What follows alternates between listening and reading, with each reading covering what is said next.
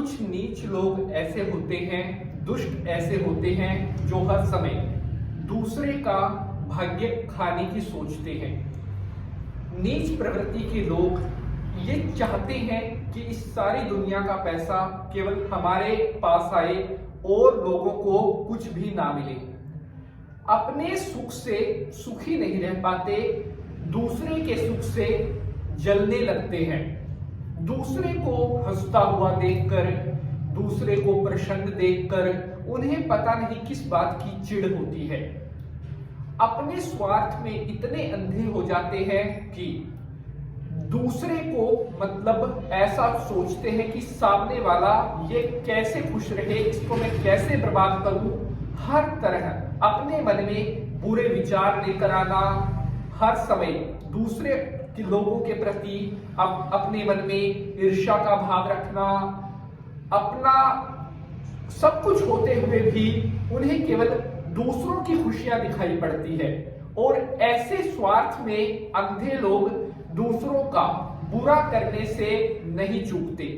हालांकि उन्हें ये नहीं पता कि वो किसी दूसरे के लिए नहीं, अपने लिए भी गड्ढा खोद रहे हैं। क्योंकि इस युग का नाम कलयुग बेशक है, लेकिन इसे कलयुग भी कहा जाता है। अर्थात जैसा आज आप बो रहे हैं, कल को आपको काटना जरूर पड़ेगा। ये बात 100% सच है।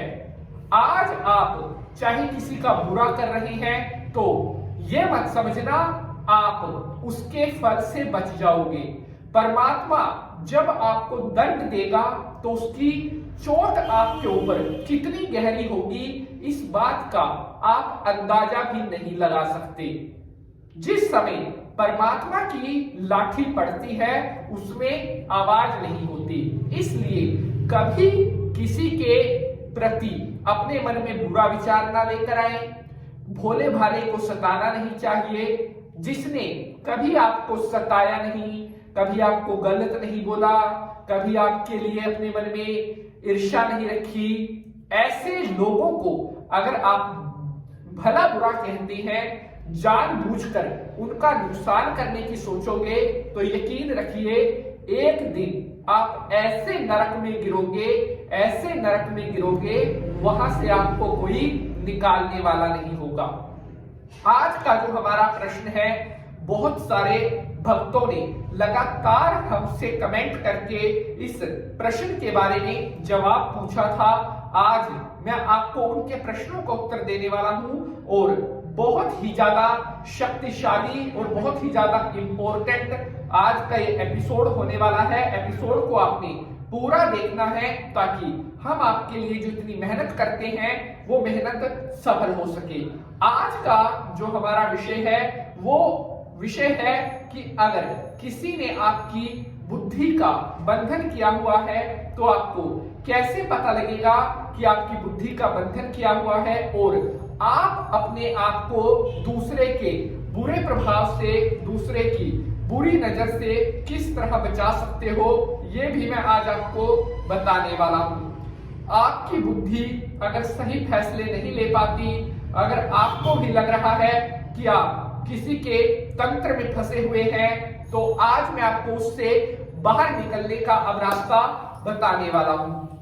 आज मैं आपको हनुमान जी का एक ऐसा मंत्र बताने वाला हूं जिसको आप अगर करते हैं, जिसको आप पढ़ते हैं, तो तुरंत प्रभाव से आपकी जो बंधी हुई बुद्धि है वो खुल जाएगी। साथियों, बहुत ध्यान पूर्वक इस एपिसोड को आपने देखना है। तो चलिए शंकर भगवान को प्रणाम करते हुए आज के एपिसोड को स्टार्ट करते हैं। ओम त्र्यंबकम यजामहे सुगंधिम पुष्टिवर्धनम उर्वारुकमिव बंधनात् मृत्युर्मुक्षीयमामृता।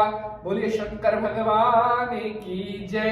तो प्यारे बंधुजनों, आज का विषय है बुद्धि कैसे बंधती है, कैसे जानेंगे आपकी बुद्धि बंधी हुई है। कई बार मेरी कुछ लोगों से बातचीत होती है, कई बार हमारे पास आते हैं इस तरह के प्रश्न कि शास्त्री जी, मैं बहुत कोशिश करता हूं अपने लाइफ में कुछ करने की, आगे बढ़ने की, लेकिन जब मैं उस फील्ड में, जब मैं अपनी आगे लक्ष्य को आगे बढ़ने में कदम बढ़ाता हूं, तो कुछ समय के बाद कुछ बेचैनियां, कुछ प्रॉब्लम्स ऐसी होने लगती हैं जिसके कारण मैं या तो अपना लक्ष्य बदल देता हूं, या जिस काम को मैं करने के लिए सोच रहा था उस काम से मेरा मन भटक जाता है।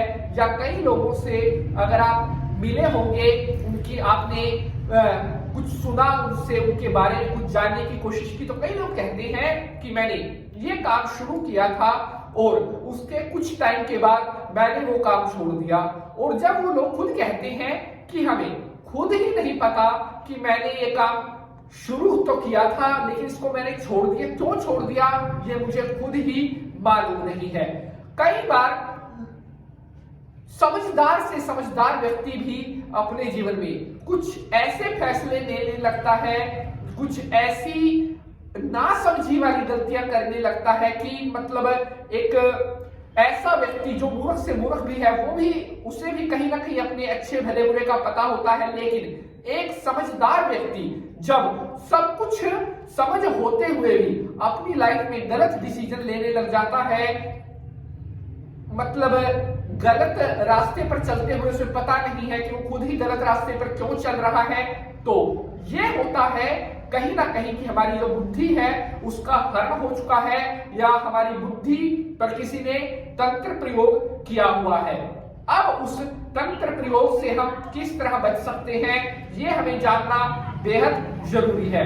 जैसा मैंने आपको बताया कि कई बार कोई ऐसे नीच व्यक्ति, तो मतलब ये असर हमारे ऊपर होता कैसे है वो भी आप सुन लीजिए। कई लोगों को आंखों के द्वारा ही, दृष्टि मिलान से ही सम्मोहन की क्रियाएं आती हैं, जिससे वो दूसरे व्यक्ति को कहीं ना कहीं अपने एक तरह से ये कह लीजिए कि वश में करने की वो क्रिया उनको आती है।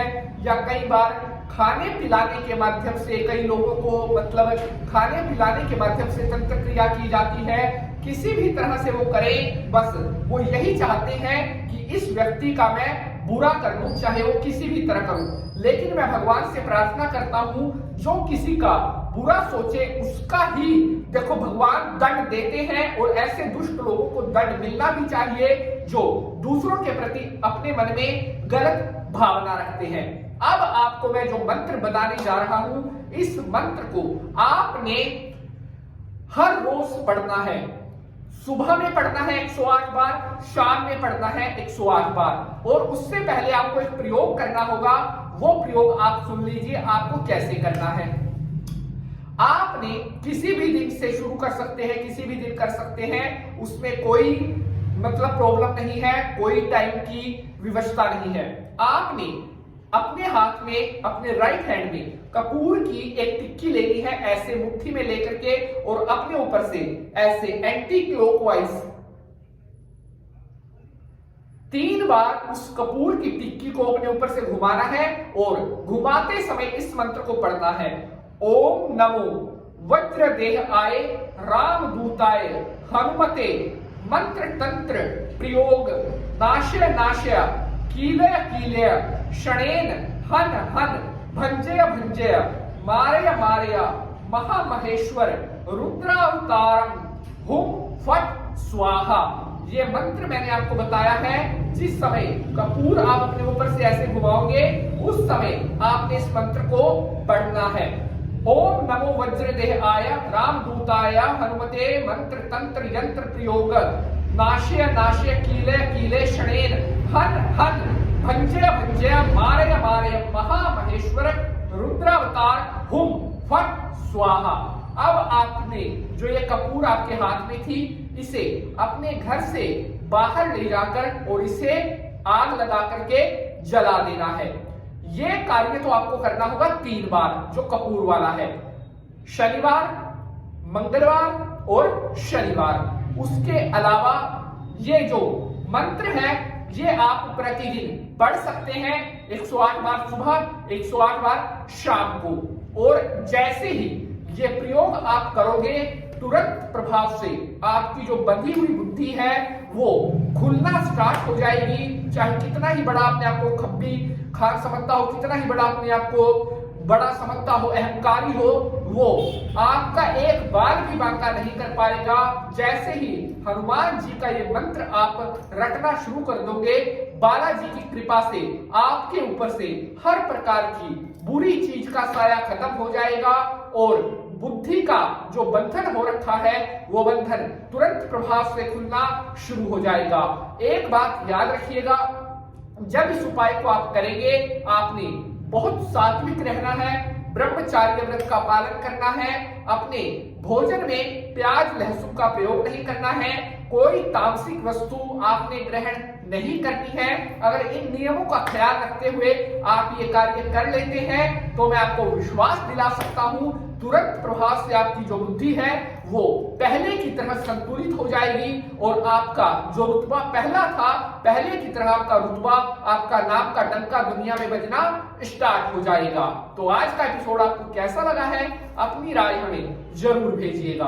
आज के लिए बस इतना ही, अगले अंक में मिलेंगे किसी नए विषय के साथ। तब तक के लिए हंसते रहें, मुस्कुराते रहें। ओम हम हनुमते नमः।